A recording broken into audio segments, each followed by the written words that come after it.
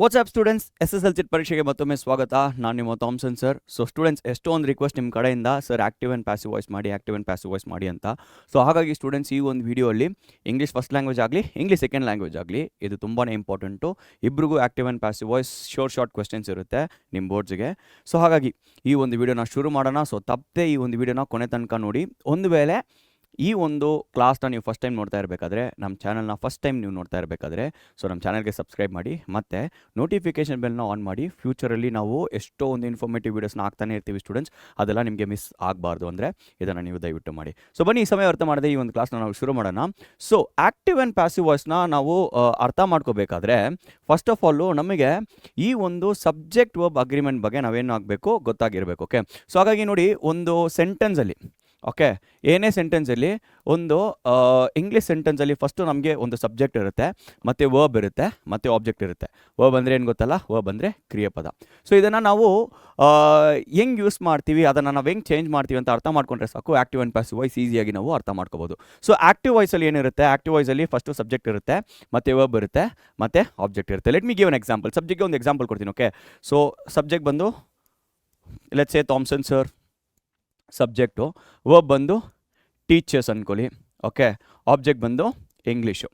Okay, so ಇದು ಬಂದು ನಮ್ಮ ಆ್ಯಕ್ಟಿವ್ ವಾಯ್ಸ್. ಆ್ಯಕ್ಟಿವ್ ವಾಯ್ಸಲ್ಲಿ ಡೈರೆಕ್ಟ್ ಸೆಂಟೆನ್ಸ್ ಇರುತ್ತೆ, ಡೈರೆಕ್ಟ್ ಸ್ಟೇಟ್ಮೆಂಟ್ ಇರುತ್ತೆ. ಸೊ ಡೈರೆಕ್ಟ್ ಸ್ಟೇಟ್ಮೆಂಟಲ್ಲಿ ಆ್ಯಕ್ಟಿವ್ ವಾಯ್ಸಲ್ಲಿ ಏನಿರುತ್ತೆ, ಥಾಮ್ಸನ್ ಸರ್ ಟೀಚರ್ಸ್ ಇಂಗ್ಲೀಷ್, ಇದು ಬಂದು ನಮ್ಮ ಆ್ಯಕ್ಟಿವ್ ವಾಯ್ಸು. ಈಗ ನಾವು ಪ್ಯಾಸಿವ್ ವಾಯ್ಸಲ್ಲಿ ಇದನ್ನು ಕನ್ವರ್ಟ್ ಮಾಡಬೇಕಾದ್ರೆ ಏನು ಮಾಡಬೇಕಂದ್ರೆ, ಸಬ್ಜೆಕ್ಟ್ ಜಾಗಕ್ಕೆ ಆಬ್ಜೆಕ್ಟ್ ಬರಬೇಕು, ಮತ್ತು ಆಬ್ಜೆಕ್ಟ್ ಜಾಗಕ್ಕೆ ಸಬ್ಜೆಕ್ಟ್ ಬರಬೇಕು. ಓಕೆ, ಸೊ ಈ ರೀತಿ ನಾವು ಚೇಂಜ್ ಮಾಡಿದ್ರೆ ಆ್ಯಕ್ಟಿವ್ ವಾಯ್ಸ್ನ ಪ್ಯಾಸಿವ್ ವಾಯ್ಸ್ಗೆ ನಾವು ಚೇಂಜ್ ಮಾಡ್ಬೋದು. ಆ್ಯಕ್ಟಿವ್ ವಾಯ್ಸ್ನ ನಾವು ಪ್ಯಾಸಿವ್ ವಾಯ್ಸ್ಗೆ ಚೇಂಜ್ ಮಾಡ್ಬೋದು. ಆದರೆ ನೋಡಿ, ಈಗ ಫಾರ್ ಎಕ್ಸಾಂಪಲ್ ನಾನು ಈ ಚೇಂಜಸ್ನ ಮಾಡ್ತೀನಿ ಅಂದ್ಕೊಳ್ಳಿ. ಓಕೆ, ಸೊ ಫಸ್ಟು ಸಬ್ಜೆಕ್ಟ್ ಜಾಗಕ್ಕೆ ಏನು ಬರಬೇಕಂದ್ರೆ ಆಬ್ಜೆಕ್ಟ್ ಬರಬೇಕು. ಸೊ ಹಾಗಾಗಿ ಇಂಗ್ಲೀಷ್ ಬರೀತೀನಿ. ಓಕೆ, ವರ್ಬ್ ಹಂಗೆ ಇರುತ್ತೆ, ಟೀಚರ್ಸ್.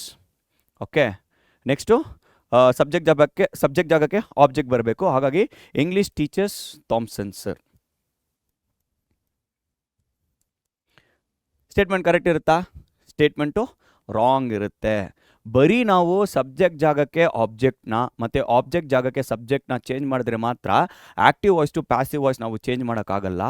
ಇಲ್ಲಿ ನಾವು ಇಂಗ್ಲೀಷಲ್ಲಿ ಇರುವ ಕೆಲವೊಂದು ಹೆಲ್ಪ್ನ ನಾವು ಯೂಸ್ ಮಾಡ್ತೀವಿ. ಏನು ಹೆಲ್ಪು? ಓಕೆ, ಒಂದು ಹೆಲ್ಪಿಂಗ್ ವರ್ಬ್, ಏನು ಹೆಲ್ಪಿಂಗ್ ವರ್ಬ್ದು ಒಂದು ಹೆಲ್ಪ್ ಬೇಕು, ಮತ್ತು ಪ್ರೆಪೋಸಿಷನ್ದು ಒಂದು ಹೆಲ್ಪ್ ಬೇಕು, ಮತ್ತೇನು ಪ್ರೆಪೋಸಿಷನ್ದು ಒಂದು ಹೆಲ್ಪ್ ಬೇಕು. ಸೊ ಈ ಒಂದು ಪ್ರೆಪೋಸಿಷನ್ ಮತ್ತು ಹೆಲ್ಪಿಂಗ್ ವರ್ಬ್ನ ಯೂಸ್ ಮಾಡಿ ಈ ಸೆಂಟೆನ್ಸ್ನ ನಾವು ಹೆಂಗೆ ಕರೆಕ್ಟ್ ಮಾಡ್ಬೋದು ಅಂತ ನೋಡಿ. ಸೊ ರೈಟ್ ಇಂಗ್ಲೀಷ್, ಸೊ ಏನಾಗಿದೆ, ಸಬ್ಜೆಕ್ಟ್ ಜಾಗಕ್ಕೆ ಆಬ್ಜೆಕ್ಟ್ ಬಂದಿದೆ.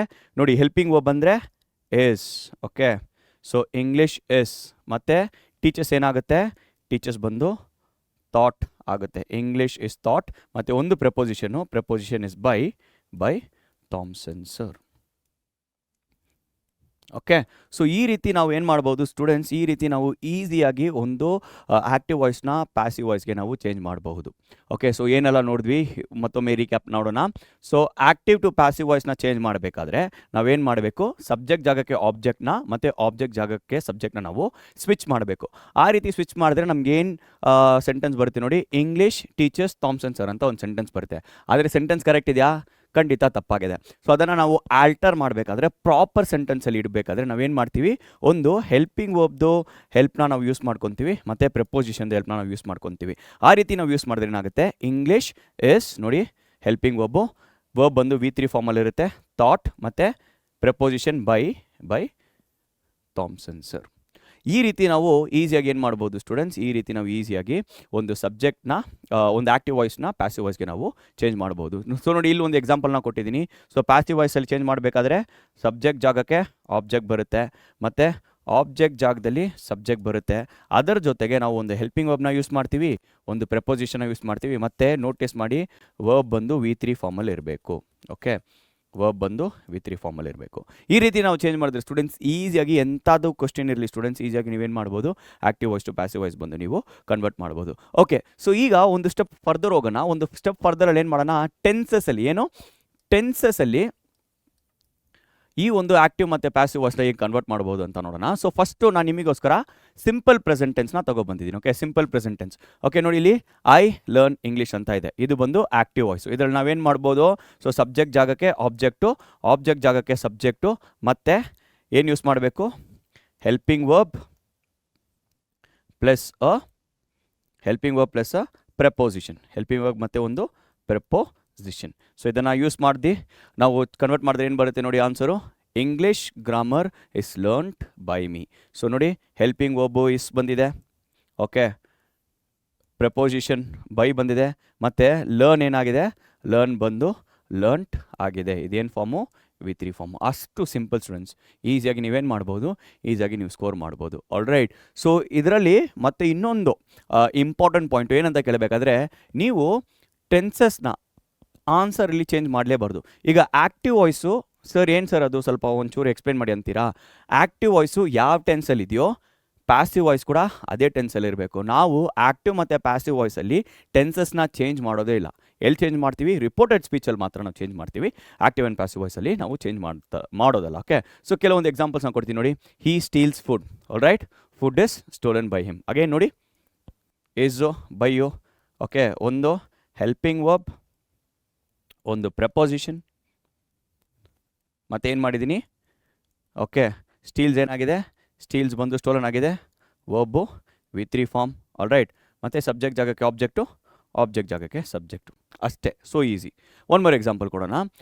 Active to passive voice, they play cricket. So answer ಏನು ಬರುತ್ತೆ, cricket is played by them. Again the same thing, subject ಜಾಗಕ್ಕೆ ಆಬ್ಜೆಕ್ಟು, ಆಬ್ಜೆಕ್ಟ್ ಜಾಗಕ್ಕೆ ಸಬ್ಜೆಕ್ಟು, ವರ್ಬು V3 ಫಾರ್ಮಲ್ಲಿ, ಒಂದು ಹೆಲ್ಪಿಂಗ್ ವರ್ಬು, ಮತ್ತು ಒಂದು ಪ್ರಪೋಸಿಷನ್. ಸೊ ಈಸಿ ಸ್ಟೂಡೆಂಟ್ಸ್, ಈಸಿಯಾಗಿ ನೀವೇನು ಮಾಡ್ಬೋದು, ಇದನ್ನು ಆನ್ಸರ್ ಮಾಡ್ಬೋದು. Let us go to the next tense. Okay, present continuous tense. Present continuous ಟೆನ್ಸ್ನ ಹೆಂಗೆ ಯೂಸ್ ಮಾಡ್ಬೋದು ಅಂತ ನೋಡೋಣ. ಕಂಟಿನ್ಯೂಸ್ ಟೆನ್ಸನ್ನು ಏನಿಲ್ಲ ಸ್ಟೂಡೆಂಟ್ಸ್, ವರ್ಬ್ ಬಂದು ING ಫಾರ್ಮಲ್ಲಿ ಇರುತ್ತೆ. ಏನು ಕಂಟಿನ್ಯೂಸ್ ಟೆನ್ಸ್ ಅಂದ್ರೇನು, ವರ್ಬ್ ಬಂದು ING ಫಾರ್ಮಲ್ಲಿ ಇರುತ್ತೆ. Verb will be in ING form. Okay, ಇದಕ್ಕೆ ನಾವೇನಂತ ಕರಿತೀವಿ, ಕಂಟಿನ್ಯೂಸ್ ಟೆನ್ಸ್ ಅಂತ ಕರಿತೀವಿ. I am learning English grammar. I am learning English grammar. Again same rule, confuse ಆಗೋಕೆ ಹೋಗ್ಬಿಡಿ. Again subject object, object to subject. ಇಲ್ಲಿ ನೋಡಬೇಕಾದ್ರೆ ಹೆಲ್ಪಿಂಗ್ ವರ್ಬ್ ಇಲ್ಲಿದೆ. ಓಕೆ, V3 ಫಾರ್ಮಲ್ಲಿ ಇರಬೇಕು. Then you'll use a preposition, by ಎನ್ನುವ ಒಂದು ಪ್ರೆಪೋಸಿಷನ್. ರೈಟ್. ಸೊ ಏನಾಗುತ್ತೆ, English grammar is being learned by me. Okay, so is use ಮಾಡಿದ್ದೀವಿ, ಬೀಂಗ್ ಯೂಸ್ ಮಾಡಿದ್ದೀವಿ, ಲರ್ನ್ಡ್ ಬೈ ಮೀ ಯೂಸ್ ಮಾಡಿದ್ದೀವಿ. As simple as that. Okay, so ಇದನ್ನು ನೀವು ನೆನಪಲ್ಲಿ ಇಟ್ಕೊಂಡ್ರೆ ಈಸಿಯಾಗಿ ನೀವು ಸಾಲ್ವ್ ಮಾಡ್ತಾ ಹೋಗ್ಬೋದು. ಓಕೆ, ಸೊ ಹಾಗೆ ಮುಂದೆ ಹೋಗ್ತಾ ಇರೋಣ. One more example, he is stealing food. He is stealing food. ನೋಡಿ, ಇಸ್ ಇದೆ, ING ಇದೆ, ಫುಡ್ ಇದೆ. ಸೊ ಅಗೇನ್ ಸೇಮ್ ರೂಲ್ಸ್ನ ಅಪ್ಲೈ ಮಾಡಿದರೆ, food is being stolen by him. Food is being stolen by him. ನೋಡಿ, ಆಲ್ ಸೇಮ್ ರೂಲ್ ಸ್ಟೂಡೆಂಟ್ಸ್. ನಾನು first ಒಂದು display ಮಾಡಿದೆ, ಆ ಒಂದು ಇಮೇಜ್ನ ನೀವು ನೆನಪಲ್ಲಿ ಇಟ್ಕೊಂಡ್ರೆ ನೀವೇನು ಮಾಡ್ಬೋದು, ಈಸಿಯಾಗಿ ನೀವು ಆನ್ಸರ್ ಮಾಡ್ತಾ ಹೋಗ್ಬೋದು. ಓಕೆ, ಸೊ ING ಯೂಸ್ ಮಾಡಬೇಕಾದ್ರೆ ನಾವೇನು ಯೂಸ್ ಮಾಡ್ತೀವಿ, ಬೀಂಗ್ ಎಂಬ ವರ್ಡ್ನ ಯೂಸ್ ಮಾಡ್ತೀವಿ. Okay, right. So let us go on forward. One more example, they are playing cricket. So answer ಏನು ಬರುತ್ತೆ, cricket is being played by them. Again ಇಲ್ಲಿ ನೋಡಿ, being use ಮಾಡಿದ್ದೀವಿ, ಯಾಕಂದರೆ ING ಫಾರ್ಮಲ್ಲಿ ಇರಬೇಕಾದ್ರೆ ಬೀಂಗ್ ನಾವು ಯೂಸ್ ಮಾಡ್ತೀವಿ. ವರ್ಬ್ ಬಂದು V3 ಫಾರ್ಮಲ್ಲಿದೆ. ಅಗೇನ್ ಪ್ರಪೋಸಿಷನ್ನ ಯೂಸ್ ಮಾಡಿದ್ದೀವಿ. ಅಷ್ಟು simple students, very very easy. All right. So ಇನ್ನೊಂದು ಟೆನ್ಸ್ದು ಎಕ್ಸಾಂಪಲ್ ನೋಡೋಣ. ಈಗ ಪಾಸ್ಟ್ ಟೆನ್ಸ್ನ ನೋಡೋಣ students. Let us look at past tense. Okay, I was learning English grammar. Okay, I was learning English grammar. So ಇದಕ್ಕೆ answer ಏನು ಬರುತ್ತೆ, English grammar was being learned by me. Okay, again ING form ಇರಬೇಕಾದ್ರೆ being ಎನ್ನುವ ವರ್ಡ್ನ use ಮಾಡಬೇಕು. Okay, learn ಬಂದು ಏನಾಗುತ್ತೆ, learnt ಆಗುತ್ತೆ, V3 form. Again one more proposition. So students, ಈ ಒಂದು ಸಿಂಪಲ್ ಟ್ರಿಕ್ನ ನೀವು ಯೂಸ್ ಮಾಡಿದ್ರೆ ಯಾವ ರೀತಿ ಕ್ವಶನ್ಸ್ ಇದ್ದರೂ ಯು ಕ್ಯಾನ್ ಆನ್ಸರ್. ಕೆಲವೊಂದು ಎಕ್ಸಾಂಪಲ್ಸ್ ನಿಮಗೋಸ್ಕರ. He was stealing food, the food was being stolen by him, or food was being stolen by him. Okay, was use ಮಾಡ್ತೀವಿ ಪಾಸ್ಟ್ ಟೆನ್ಸಲ್ಲಿ. All right. So again they were playing cricket. ಈಗ ನೀವು ನೋಡ್ಬೋದು, var ಬಂದಿದೆ. Sir var ಯಾಕೆ ಬಂದಿದೆ ಅಂತ ಕೇಳ್ಬೋದು ನೀವು. ನೋಡಿ, ದೇ ಬಂದು ಏನು, ದೇ ಬಂದು ಪ್ಲೂರಲ್. ಸೊ ವಾಸ್ ಬಂದು ಸಿಂಗ್ಯುಲರ್ಗೆ ಯೂಸ್ ಮಾಡ್ತೀವಿ. ಓಕೆ, ದೇ ಬಂದು, ಓಕೆ, ವರ್ ಬಂದು, ವಾಸ್ ಬಂದು ಸಿಂಗ್ಯುಲರ್ಗೆ ಯೂಸ್ ಮಾಡ್ತೀವಿ. All right. ವರ್ ಬಂದು ಪ್ಲೂರಲ್ಗೆ ಯೂಸ್ ಮಾಡ್ತೀವಿ. ವರ್ ಬಂದು ಪ್ಲೂರಲ್ಗೆ ಯೂಸ್ ಮಾಡ್ತೀವಿ. ಪ್ಲೂರಲ್ಗೆ ಯೂಸ್ ಮಾಡ್ತೀವಿ. ಓಕೆ, ಸೊ ಇದನ್ನು ನೀವು ನೆನಪಲ್ಲಿ ಇಟ್ಕೊಳ್ಳಿ. Answer cricket was being played by them. So being ಎಲ್ಲಿ ಯೂಸ್ ಮಾಡ್ತೀವಿ? ಬೀಂಗ್ ಕಂಟಿನ್ಯೂಸ್ ಟೆನ್ಸಲ್ಲಿ ಯೂಸ್ ಮಾಡ್ತೀವಿ. Okay, so keep this in mind. Let's move on forward. ಈಗ ಪರ್ಫೆಕ್ಟ್ ಟೆನ್ಸ್, ಪ್ರೆಸೆಂಟ್ ಪರ್ಫೆಕ್ಟ್ ಟೆನ್ಸ್ನ ಹೆಂಗೆ ಯೂಸ್ ಮಾಡೋಣ ಅಂತ ನೋಡೋಣ. ಓಕೆ, ಸೊ ಪರ್ಫೆಕ್ಟ್ ಟೆನ್ಸಲ್ಲಿ ಏನೇನು word ಬರುತ್ತೆ? ಇಫ್ ಯು ನೋ, ಹ್ಯಾಡ್ ಬರುತ್ತೆ ಮತ್ತು ಹ್ಯಾವ್ ಬರುತ್ತೆ. ಓಕೆ, ಅಥವಾ ಹ್ಯಾಸ್ ಬರುತ್ತೆ. ಸೊ ಇದು ಮೂರನ್ನ ನಾವು ಒಂದು ಸೆಂಟೆನ್ಸಲ್ಲಿ ಕಂಡು ಬಂದರೆ ನಾವೇನಂತ ಅನ್ಕೋಬೇಕು? ಅದನ್ನು ಪರ್ಫೆಕ್ಟ್ ಟೆನ್ಸ್ ಅಂತ ಅನ್ಕೋಬೇಕು. ಇದರಲ್ಲೇನಿದೆ? I have learned English grammar. Okay, nothing to be confused. Again use the same technique. So English grammar has been learn by me. Been ಎಲ್ಲಿ ಯೂಸ್ ಮಾಡ್ತೀವಿ? ಈಗ ಬೀನ್ ಬಂದು ಪರ್ಫೆಕ್ಟ್ ಟೆನ್ಸ್ಗೆ ಯೂಸ್ ಮಾಡ್ತೀವಿ. ಓಕೆ, ಕಂಟಿನ್ಯೂಸ್ ಟೆನ್ಸ್ಗೆ ಬೀಂಗೋ, being is used for continuous tense. Okay, been is used for perfect tense.